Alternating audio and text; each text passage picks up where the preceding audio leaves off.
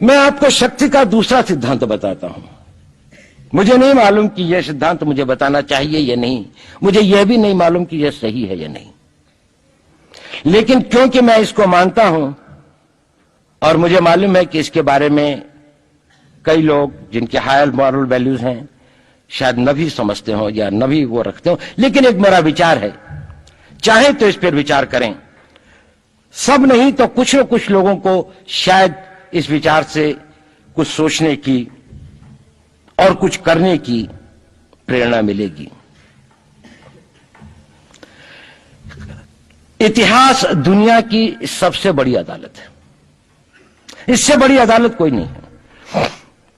Supreme court में क्या हुआ, हाई कोर्ट में क्या हुआ, लड़ाई के मैदान में क्या हुआ, इलेक्शंस में क्या हुआ, ये सब बातें आती हैं चली जाती हैं, बाद में रह जाता है केवल इतिहास। और इतिहास का निर्णय हमेशा उसके पक्ष में गया है जो शक्तिशाली था। इसने कभी उसका साथ नहीं दिया जो न्याय के साथ था, जो सही था। अगर ऐसा होता तो दिल्ली में बाबर रोड होती है, बाबर रोड है लेकिन राणा सांगा रोड नहीं है, क्योंकि बाबर आया, विजयी हुआ, राणा सांगा हार गया। भारत की हिंदूशाही किंगडम अफगानिस्तान से होती सिकुड़ती सिकुड़ती सिकुड़ती यहां तक नहीं आ जाती। हमने किसी पर आक्रमण नहीं किया, हमने किसी के जीवन मूल्यों को नष्ट नहीं किया, हमने किसी के धर्म ग्रंथों को और धर्म स्थानों को नष्ट नहीं किया। शायद हम न्याय संगत थे, शायद सत्य भी हमारे पक्ष में था, लेकिन शक्ति हमारे साथ नहीं थी। इसलिए इतिहास ने हमें उसकी सजा दी। इतिहास ने हमेशा उनको सजा दी जिन्होंने विचारों को कर्म से और न्याय को शक्ति से अधिक महत्व दिया। अब मैं ये नहीं कह रहा हूं कि उसको उसकी तिलांजलि कर देनी चाहिए, ये नहीं है कि न्याय का अपना महत्व नहीं है, लेकिन यदि कॉन्फ्लिक्ट ऑफ इंटरेस्ट हो तो शक्तिशाली बनना ज्यादा आवश्यक है। भारत धर्मगुरु भी तभी बनेगा जब एक शक्तिशाली भारत का निर्माण होगा।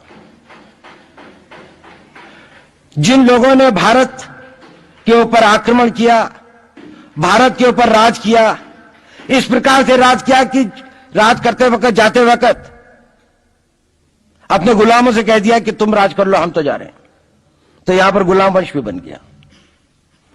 अगर हम लड़ाई के वॉरफेयर के उसूलों से देखें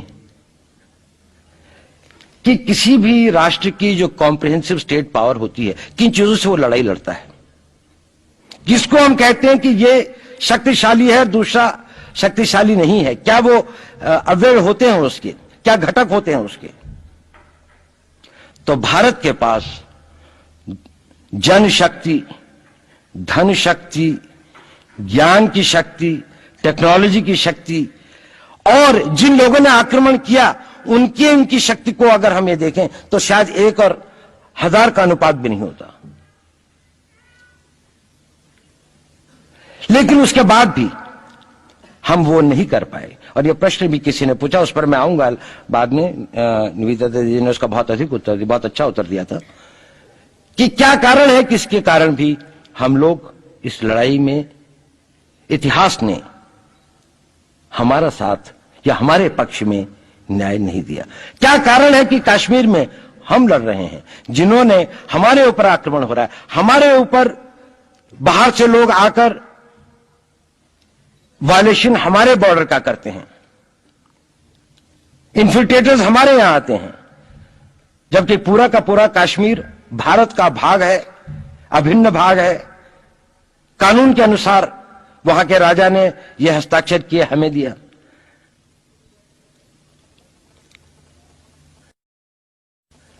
क्या कारण है कि करोड़ों की संख्या में बांग्लादेश से लोग भारत में आते हैं, हम बाड़ लगाते हैं, वो लोग वहां से मना करते हैं कि आप हमारे आदमियों को आने दीजिए, और हम कुछ नहीं कर पाते। और भारत में 2 करोड़ नागरिक रहते हैं। हम हर एयरपोर्ट के ऊपर में इमिग्रेशन की चेक पोस्ट लगाते हैं कि कहीं पर कोई एक आदमी बिना पासपोर्ट के या बिना वीजा के भारत में प्रवेश न कर जाए। यहां पर लाखों की संख्या में, करोड़ों की संख्या में लोग आते हैं। सुप्रीम कोर्ट भी ये वो करता है कि जिन लोगों ने जो इसके लिए जिम्मेदार हैं, उन्होंने जो काम किया है वो भारत के ऊपर आक्रमण के बराबर काम किया है। और वही सरकार उस सुप्रीम कोर्ट के 25 जुलाई 2005 के निर्णय के 3 दिन के अंदर में एक नया अध्यादेश जारी करके उन सारे के सारे कानूनों को फॉरेनर्स एक्ट के अंदर में इनकॉर्पोरेट कर लेती है, क्योंकि जो वो आईएमडीटी एक्ट था उसको सुप्रीम कोर्ट ने नल एंड वॉइड कर दिया। ये सब बातें हमें सोचने और समझने की आवश्यकता है। एक कारण, मैं ज्यादा चीजों में नहीं जाना चाहता, इतना समय भी नहीं होगा, कि भारत विदेशों से इतना नहीं हारा। अंग्रेजों ने भारत के खिलाफ कोई लड़ाई ऐसी नहीं जीती जिसमें कि अंग्रेजों की फौज में भारतीय सिपाही नहीं थे। चाहे वह पहले बंगाल नेटिव आर्मी थी, 1857 के अंदर में सिखों और गुरखास ने उनका साथ दिया। जब सिखों से लड़ाई हो रही थी तो बाकी लोगों ने उनका साथ दिया। हमेशा नेटिव आर्मी उनके साथ थी। जब जब आक्रमण वेस्ट से हुआ, चाहे वो पार्थियंस थे, चाहे हून थे, चाहे मंगोल आए, बाद में मुगल आए, तो लश्कर कहां बने? वो तो थोड़े से लोग आए थे। लश्कर बने काबुल में, जिस वक्त तो इस्लामाइज भी नहीं हुआ था, लाहौर में, सरहंद में। हिंदुस्तानियों को हराया है तो हमेशा हिंदुस्तान के लोगों ने साथ नहीं दिया देश का। और दर्द है तो केवल इसी बात का। भारत के इतिहास में अगर दर्द केवल इस बात का नहीं है कि विदेशियों ने हमारे साथ क्या किया, उनका तो हम मुकाबला कर लेते। दुख इस बात का था कि हमारे सभी लोगों ने साथ नहीं निभाया और साथ नहीं दिया। और इसकी फीलिंग आज भी मुझे इस देश में होती है। और भारत को आंतरिक बाह्य शक्तियों से जो सबसे बड़ा खतरा है, वो खतरा इस बात का है कि हमारे अपने लोग ही